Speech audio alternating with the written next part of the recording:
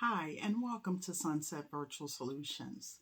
Today's presentation is going to talk about the best banks that may be possibly a good fit for you. We'll just cover a few of the various types of factors that will be involved in your selection in finding a bank and or credit union. Number one, you may consider a national or a regional bank. Now, the national banks are your big banks. I won't call the names because there's no sponsorship here.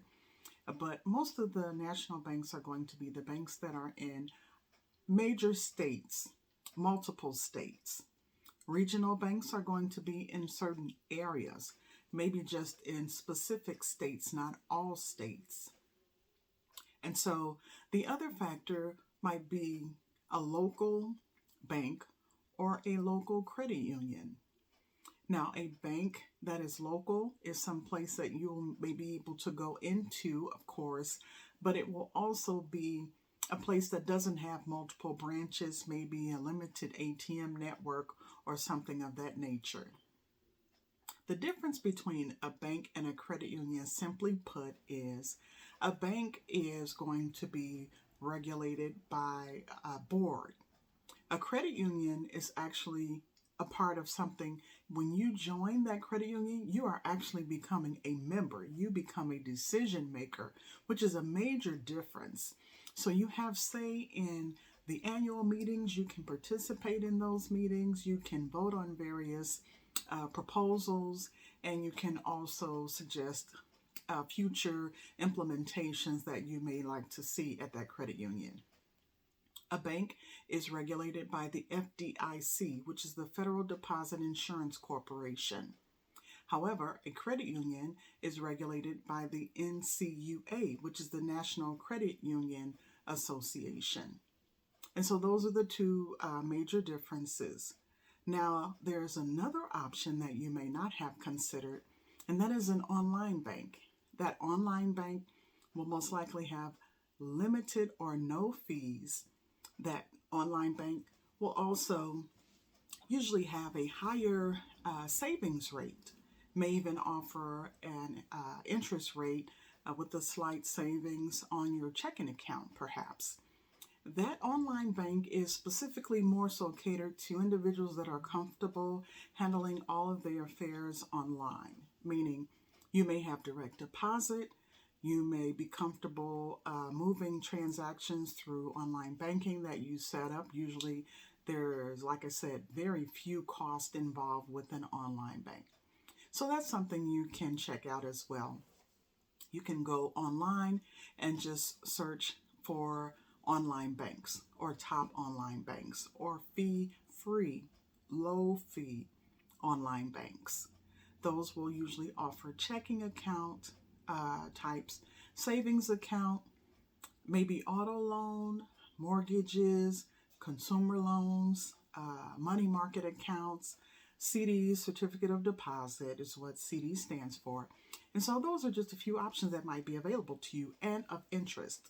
Now, the factors that you will want to consider, and I'm looking at my notes here, is that you will want to pick a bank or credit union that is going to be conducive to your lifestyle.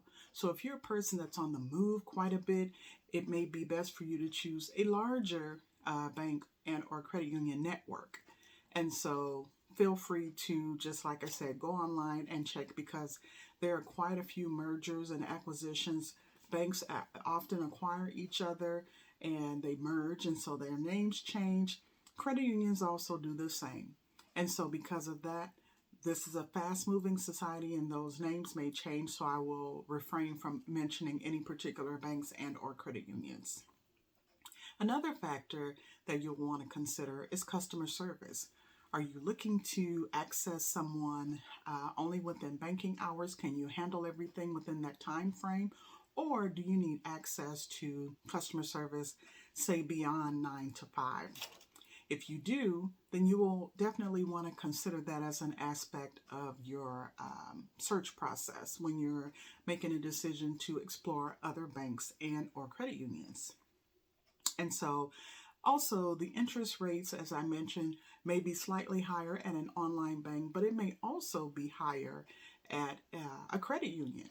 So, for example, some of the major banks, their rates are less than 0.05%, whereas some credit unions, they may, and also some online banks, they offer 10 times that.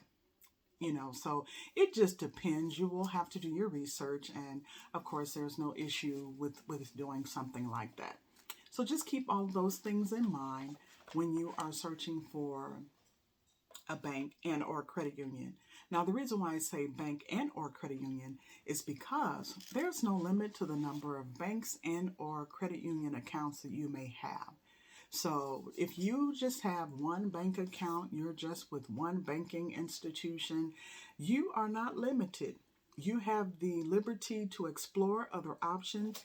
You have the ability to change banks. And usually any bank or credit union that you are considering, they are more than happy to help you bring those funds over to their institution.